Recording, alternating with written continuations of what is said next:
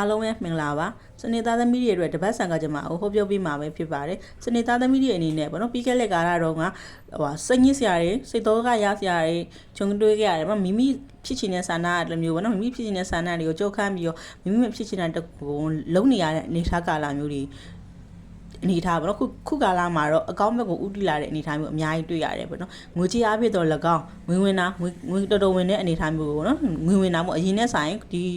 ဘက်ကငွေတော်တော်ဝင်မဲ့အပတ်လို့ပြောလို့ရတာပေါ့နော်ဒီကာလကပြီးတော့ကြတော့မိသားစုနဲ့ခွဲခွာနေတဲ့သူတွေမိသားစုစီအဆွတ်ဆွတ်ရတာတော့မဟုတ်ဘူးနော်စုံရတဲ့အနေထားမျိုးတွေပြန်လဲရရှိတတ်တယ်တခုတတိထားမှာကတော့မိသားစုထဲမှာပေါ့နော်မိမိတော်၎င်းပေါ့နော်မိမိထက်ကြီးတဲ့အမျိုးသားပေါ့အမျိုးသားဆိုတာကိုယ့်အမျိုးသားဖြစ်ရင်မဖြစ်ရင်ကိုယ့်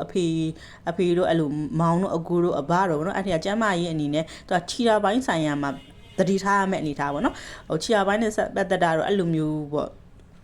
နည်းနည်းလေးအဲ့လိုကျမ်းမာရေးညံ့တဲ့အနေထားမျိုးမှာအများကြီးတွေ့ရတယ်ပေါ့နော်တွေ့ရအဲ့ဒါတစ်ချက်တော့တတိထားရမယ်ပြီးတော့စနေသားသမီးတွေဟာဒီကာလမှာပေါ့နော်သူက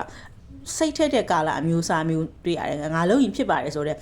မန်နာတဲ့ကိုယုံကြည်မှုပိုရှိတဲ့ကာလအနေထားရောက်နေပါတယ်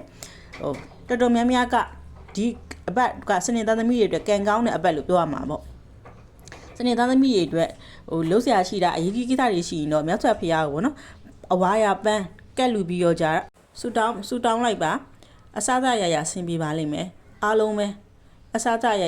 အဆင်ပြေကြပါစေ